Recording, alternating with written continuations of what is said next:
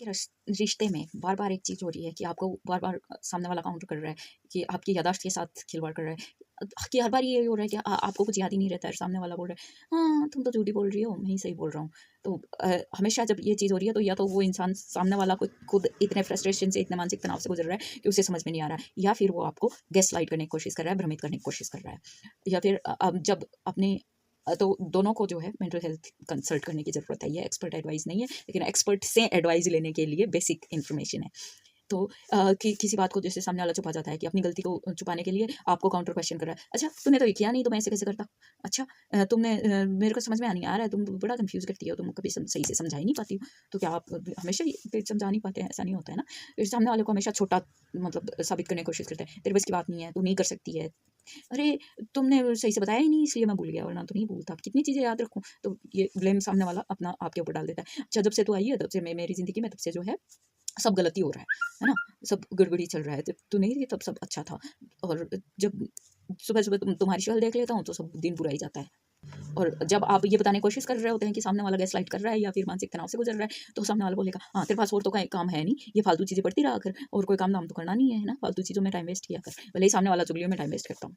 या फिर आप पर कोई नेगेटिव स्टीरियोटाइप यूज़ करते हैं, जैसे कि औरतों का यही काम होता है, औरतें ऐसे ही करती हैं, तेरा तो रंग ही अच्छा नहीं है, तेरी तो शक्ल सूरत ही अच्छी नहीं है, इसलिए मैं तेरे साथ टाइम नहीं बिताता, वरना देख वो सामने वाली लड़की जो है वो ऐसे करती है, मेरे साथ कलीग जो है वो इतनी टैलेंटेड है, तू नहीं है, मेरी भाभी जो है इतना काम करती है, तू नहीं करती है, मेरी माँ जो है इतना अच्छा खाना बनाती है, तू नहीं बना सकती है, तू तू तो जो है कोई काम ही नहीं करती है, मेरे तो सारे काम ऐसे ही पड़े रहते हैं। तो भाई आप वाइफ लेके आए हैं, आप जीवन साथी लेके आए हैं, आप उसको समझें, उसको समझाएं।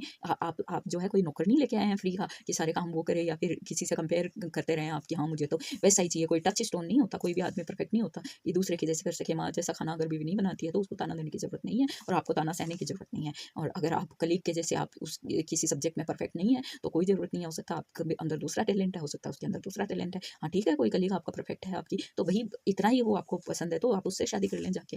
हाँ, मुझे क्यों, मतलब मेरे से क्यों की? तो ये सारी चीज़ें हमें देखने की ज़रूरत है, बजाय कि ये सोचने की। क्योंकि मैंने देखे हैं ऐसे कई उदाहरण अपने सर्कल में, जहाँ पे लड़कियाँ ये सोचती रहती हैं कि अच्छा मेरे को उतना परफेक्ट होने की ज़रूरत है, मैं उससे सीखती हूँ, शायद ये मेरा हस्बैंड सही हो जाए। किसी का हस्बैंड बोलेगा तेरा तो गोरा रंग नहीं है, तो वो मल रही हैं, कितने केमिकल्स आते हैं बाजार में, और अपनी स्किन खराब हो रही है, अपनी हेल्थ खराब हो रही है, उसका कोई परवाह नहीं है। मेरे को तो ऐसे स्लिम ट्रिम गोरा दिखना है, इसमें जा रहे हैं, आपको मेकअप पसंद नहीं है, फिर भी आप करे जा रहे हो, मले जा रहे हो, क्योंकि आपके हस्बैंड को पसंद है। हाँ, कभी कभी कर लो, शौकिया कर लो, आपको पसंद है तो कर लो, लेकिन सामने वाले के थोपने से अगर आप कर रहे हो तो मतलब आप भी उस फिर गैस लाइटिंग का शिकार होते जा रहे हो। तो आपको कुछ मेंटल हेल्थ इश्यूज हो जाएंगे, कल को आप अपने आप पे ही डाउट करना शुरू कर दोगे, क्योंकि आप खुद कॉन्फिडेंट नहीं हो अपने बारे में।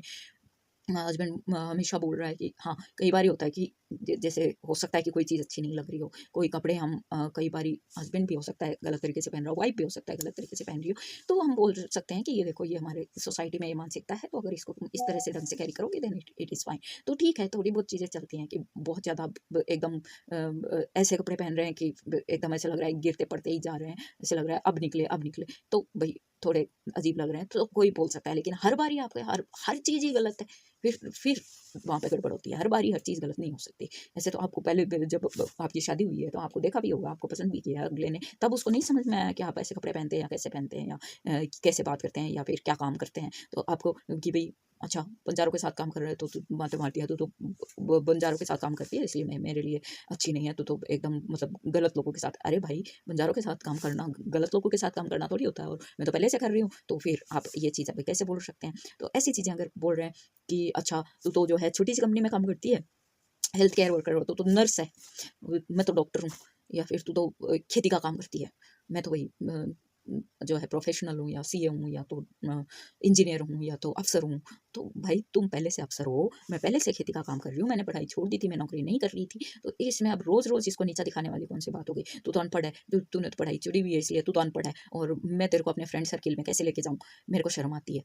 अच्छा, आपको वही शर्म इतनी आ रही थी तो फिर मेरे से शादी क्यों की? मैं अनपढ़ पढ़ी लिखी ले आते, हाँ? और कई बारी किसी को इन्फीरियरिटी कॉम्प्लेक्स हो सकता है कि अच्छा ये इतनी सुंदर भी है, ये इतनी पढ़ी लिखी भी है, तो इसको अगर अपने सर्कल में लेके जाऊंगा, इंट्रोड्यूस कराऊंगा तो ये तो किसी के साथ निकल लेगी। तो भाई आपको इतना इन्फीरियरिटी कॉम्प्लेक्स है तो सामने वाले पे क्यों शक कर रहे हो?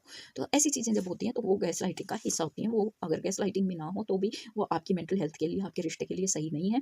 तो आपको उन पर मतलब सोचने की, उनको करेक्ट करने की ज़रूरत है। ज़रूरी नहीं है कि सामने वाला गलती कर रहा है जान के, हो सकता है सामने वाला भी किसी चीज़ से सफ़र कर रहा हो और इसलिए उसका रिएक्शन ये हो। तो आप सामने वाले की मदद भी करें, खुद की भी मदद करें। ऐसा नहीं है कि आप झेलते रहें और सामने वाले की मदद करते हुए आप अपनी ज़िंदगी खो दें। क्योंकि मैंने देखा है, मैंने खोया है अपना कॉन्फिडेंस, सेल्फ कॉन्फिडेंस सामने वाले की मदद करते हुए। तो मेरे दोस्तों में भी साथ में ऐसा हुआ है, मेरे जानने वाले, नहीं जानने वाले, कई बार न्यूज़पेपर में पढ़ा है। तो आप ये चीज़ें जो है जानकारी ज़रूरी है। इसलिए मैं चाहती हूँ कि जो मैंने और लोगों ने समाज में झेला है वो आप ना झेलें, और स्पेशली हमारे समाज की लड़कियाँ ना झेलें ये चीज़ें। क्योंकि आजकल घरेलू हिंसा के मामले में बहुत सारी ये चीज़ें होती हैं। और घरेलू हिंसा का मतलब ये नहीं कि खाली हस्बैंड वाइफ में ही हो रही है वो चीज़ पेरेंट्स बच्चों के साथ या बच्चे पेरेंट्स के साथ भी कर सकते हैं, बहन भाई भी आपस में हो सकती है, किसी और रिलेटिव्स के द्वारा भी की जा सकती है। तो ये हमें बहुत इत्मीनान से, धीरे धीरे, हौले हौले, सोच समझ के इन चीज़ों को जानकारी करने की ज़रूरत है। तो ये एक्सपर्ट एडवाइस नहीं है, सिर्फ जानकारी है।